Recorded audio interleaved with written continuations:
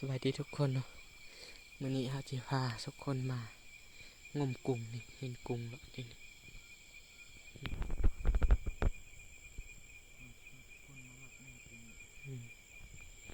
นี่นะกุ้งใหญ่อยู่ห้วยนี่งมมาดูได้บ่คลิปก่อนเราก็ไปงมแล้วนะนี่ได้ตัวหนึ่งแล้วคลิปก่อนเราไปซอกปลาไปงมตัวควกเนาะตอนนั้นแต่บ่ได้มาทางนี้นู่นบ่ได้มันนู่น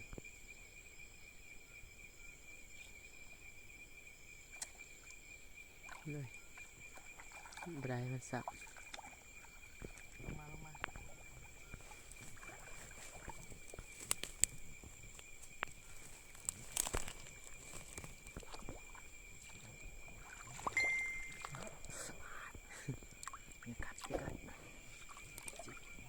ตัวเยอะนะครับ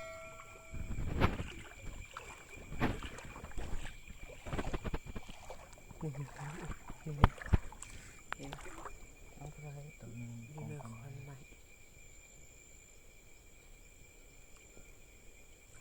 ได้แล้ว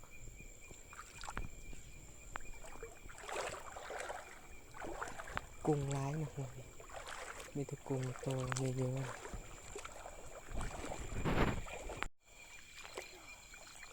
นี่ปลาขอกัง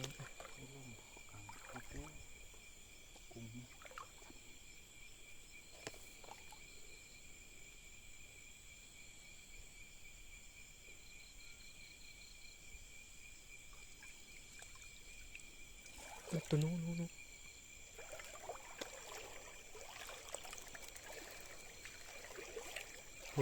ไปพูดละนู้นไปนี่นะง่อยแค่นี้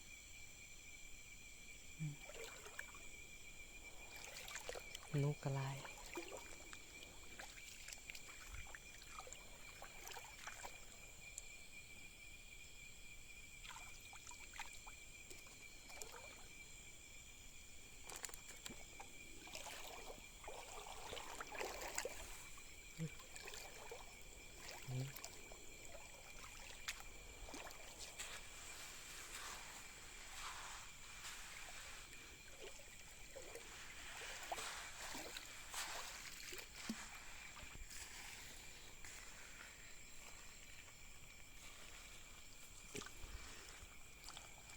ตัวน้อยตัว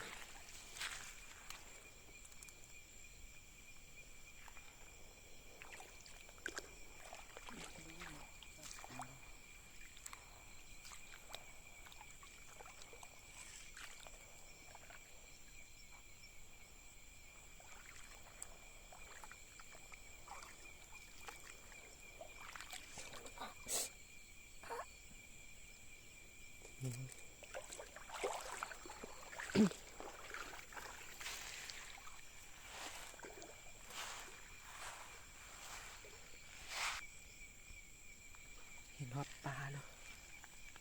ปลาด้วยนี่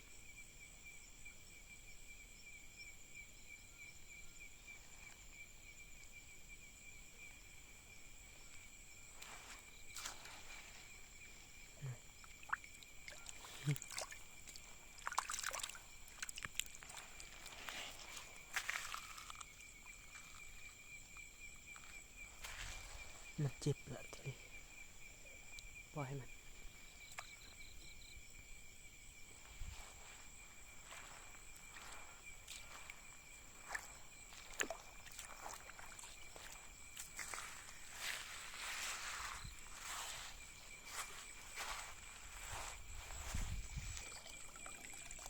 บอกนั่นเลย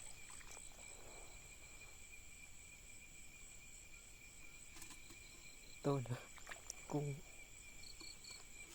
อยู่ตก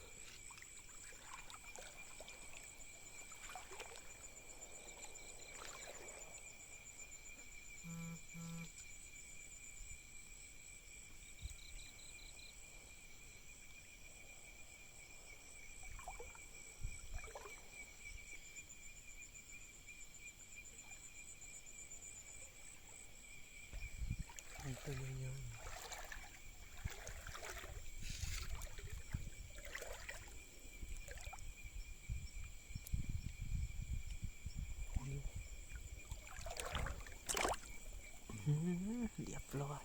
ความเก่ง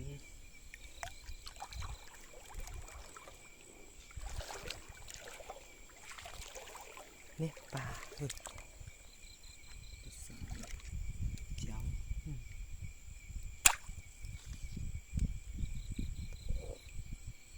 สกกวางเลย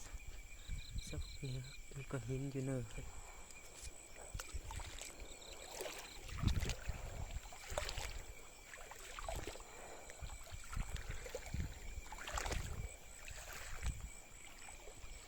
เบิกปาน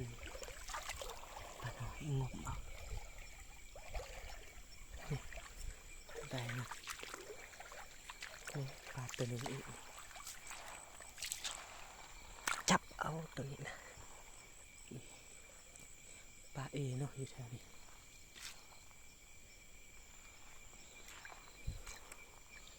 แต่เรา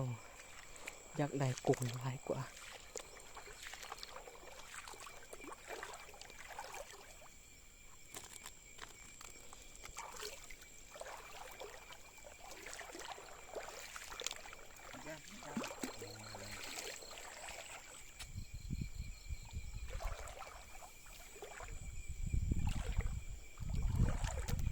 กุ้ง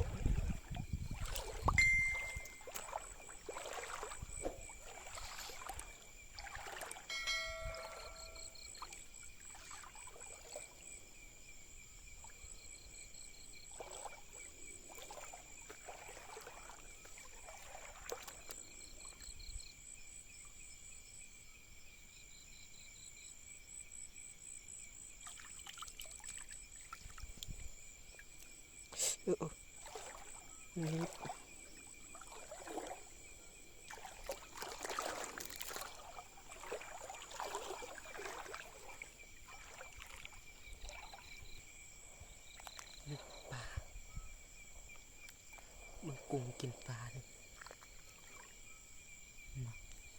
งมเอากุ้งมา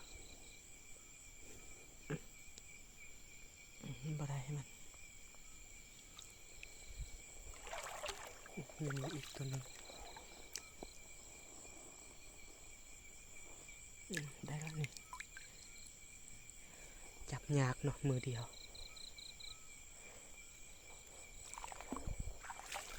อีกขวบ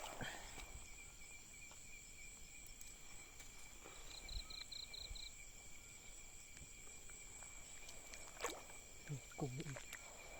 ปลาได้กุ้งแล้วนะกุ้งตัวเงี้ยว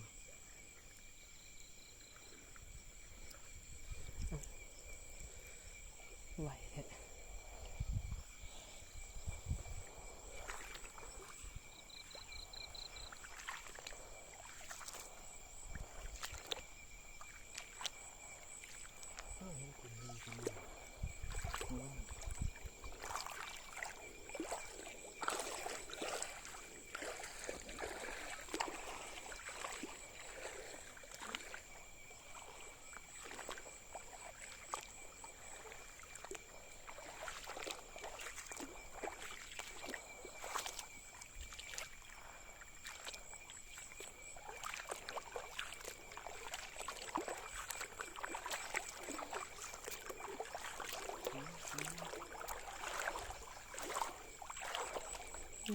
พอกังอ่ะ เนาะเรามีกันบุกเลยมาใช่ไหมที่นี่ กุ้งเนี้ยเห็น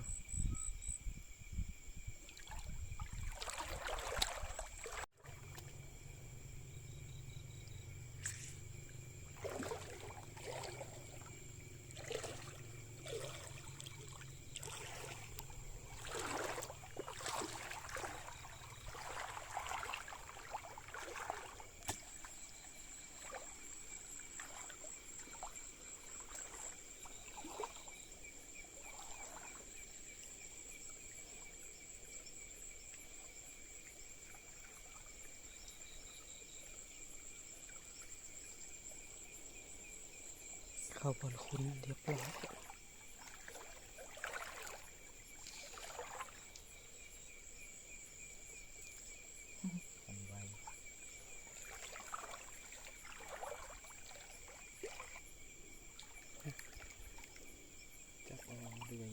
ยิ่งยังไม่ได้ดอกเลย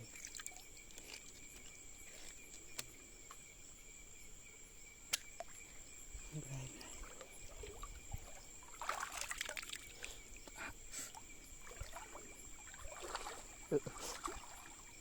มันนิบมือ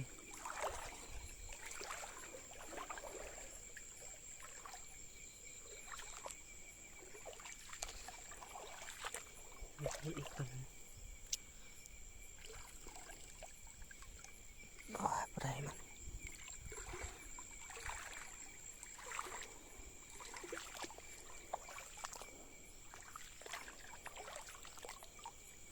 จับเด็กไว้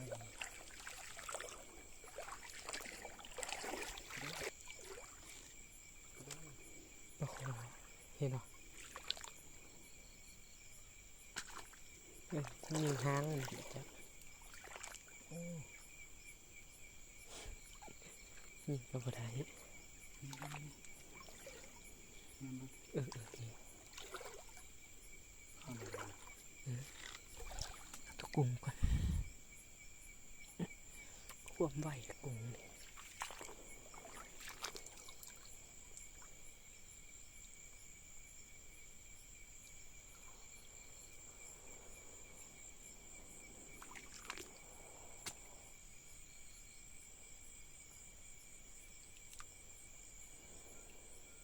นี่ปลา ก็ขอเขาเลยเสียหลักจาก นี่ปลาโคเขาเนิน